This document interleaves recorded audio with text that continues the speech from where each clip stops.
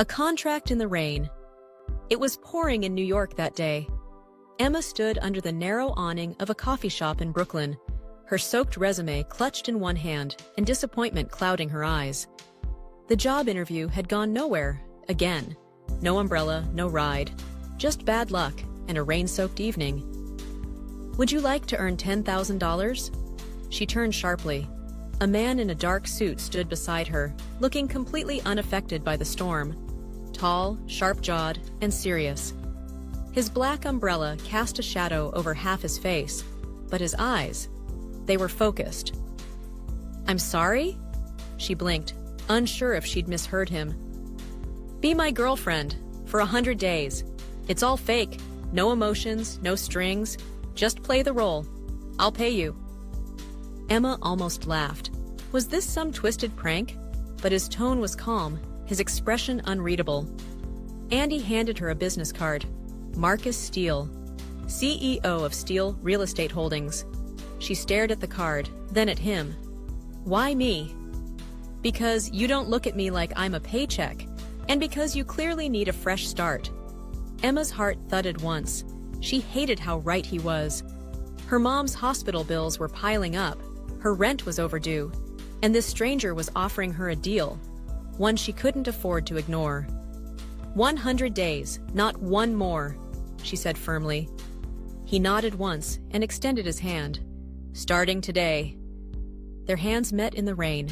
Firm, strange, electric. Just a deal, just business. Neither of them knew how quickly a contract could feel like something real. It was pouring in New York that day. Emma stood under the narrow awning of a coffee shop in Brooklyn, her soaked resume clutched in one hand, and disappointment clouding her eyes. The job interview had gone nowhere. Again, no umbrella, no ride, just bad luck and a rain-soaked evening. "Would you like to earn $10,000? She turned sharply.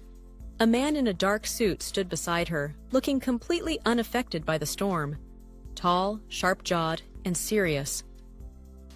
His black umbrella cast a shadow over half his face, but his eyes, they were focused. "I'm sorry?" She blinked, unsure if she'd misheard him. "Be my girlfriend, for 100 days. It's all fake, no emotions, no strings, just play the role. I'll pay you." Emma almost laughed. Was this some twisted prank? But his tone was calm, his expression unreadable, and he handed her a business card. Marcus Steele, CEO of Steele Real Estate Holdings. She stared at the card, then at him. "Why me?" "Because you don't look at me like I'm a paycheck, and because you clearly need a fresh start." Emma's heart thudded once. She hated how right he was. Her mom's hospital bills were piling up. Her rent was overdue. And this stranger was offering her a deal, one she couldn't afford to ignore. 100 days, not one more, she said firmly. He nodded once and extended his hand. "Starting today." Their hands met in the rain. Firm, strange, electric. Just a deal, just business. Neither of them knew how quickly a contract could feel like something real. The morning after their public date, Emma headed to work at the publishing house, where she freelanced part-time. Her phone buzzed non-stop, friends texting, gossip blogs posting headlines like, "CEO Marcus Hale's new flame?" Emma rolled her eyes. "New flame, huh?" she muttered, sipping her coffee. Later that afternoon, she stepped into the building's lobby, only to freeze in place. Marcus stood by the elevator, scrolling through his phone, dressed in his usual charcoal suit. "Are you stalking me now?" she asked, only half joking. "I had a meeting 2 blocks away," he replied without looking up. "I figured we'd grab a coffee. Appearances, remember?" Emma sighed. "Right, appearances." They ended up in a cozy coffee shop around the corner. Not the usual flashy place for a CEO. This one smelled like cinnamon and played soft jazz. "I used to write here when I was broke," Emma said, looking around fondly. Marcus glanced at her. "Why did you stop?" She hesitated. "Reality got louder than my stories." He didn't say anything, but his eyes softened a little. Then, as if on cue, a barista tripped near their table, spilling an entire cup of iced coffee onto Marcus's pristine suit. Emma gasped. The shop went silent. Marcus stood up slowly, drenched, and everyone braced for the CEO meltdown. But he simply looked at the barista and said, "No worries, accidents happen." Emma blinked. "Are you okay?" He gave her a half smile. "It's just a suit." It was the first time she saw him human. As they left the shop, she teased, "Maybe you do have a heart, after all." Marcus looked at her, unreadable. "Maybe." But in that one word, she felt something shift. Like the contract wasn't the only thing binding them anymore. Day 4. The playlist in his car. Emma didn't expect Marcus to pick her up himself. Usually, a sleek black car arrived with a silent driver and cold air conditioning. But that afternoon, his name lit up on her phone. "I'm downstairs." She hurried down, confused and slightly annoyed, until she saw him behind the wheel, sunglasses on, tapping his fingers to the beat of something playing softly through the speakers. "You drive?" she asked as she slid in. "I'm still human," he replied with a smirk. But what caught her off guard wasn't the fact that he drove. It was the music. The playlist playing in the background wasn't classical or jazz or something elite. It was indie love songs, soft vocals, acoustic guitars, lyrics that ached with unspoken feelings. Emma leaned back, listening. "This is surprising," she said. "Didn't peg you as the dreamy type?" "I didn't choose the playlist," he said quickly. "My assistant probably left it on." But Emma caught the tiniest hesitation in his voice. A lie. A soft, personal lie. They drove in silence for a few minutes, the city blurring past them. Then one particular song came on, "If I Could Tell You," and Emma felt her heart tug. It was the kind of song you listened to when you missed someone, or wished you could say something but never did. She didn't speak, neither did he. But when she glanced sideways, she noticed his hand had tightened slightly around the steering wheel, like he was holding back more than just words. "Marcus," she said softly. He looked at her briefly, and for a second, just a second, Emma felt like she saw the man beneath the cold exterior. Not the CEO, not the contract partner, just a man who loved quiet songs and maybe, just maybe, feared his own feelings. Day 5. Beneath the rain, something stirred. It started as a routine lunch date, a PR arrangement to keep the tabloids entertained. Emma wore the outfit Marcus's assistant had sent over, a soft blue dress that fluttered with every step. Marcus, ever the image of poise, wore a crisp navy suit that looked like it cost more than her monthly rent. They walked side by side toward a chic restaurant on Fifth Avenue, arms linked, smiles practiced. But halfway through their meal, the clouds outside darkened.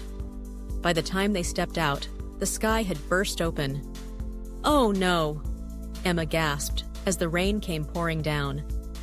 She looked helplessly at the sky, holding her clutch above her head. Marcus didn't hesitate. Wordless, he shrugged off his blazer and gently draped it over her shoulders. Emma stared at him. "You're going to get soaked." He gave a half smile. "You're in heels and silk. I'll survive." For a second, their eyes met. Not as business partners, not as a CEO and a placeholder girlfriend, but as two people caught in something unexpectedly real. The streets emptied around them as they walked through the rain, their laughter echoing between puddles. She slipped once, and he caught her hand without thinking. His shirt clung to his frame, soaked. Her hair stuck to her cheeks, and mascara smudged slightly under her eyes. And yet, neither seemed to mind. "I thought you hated mess," she teased, as water splashed around their feet. "I do," he replied. "But this doesn't feel messy." When they reached her building, he opened the door for her and stepped back. Just before she went inside, she turned and asked softly, "Was this still part of the plan?"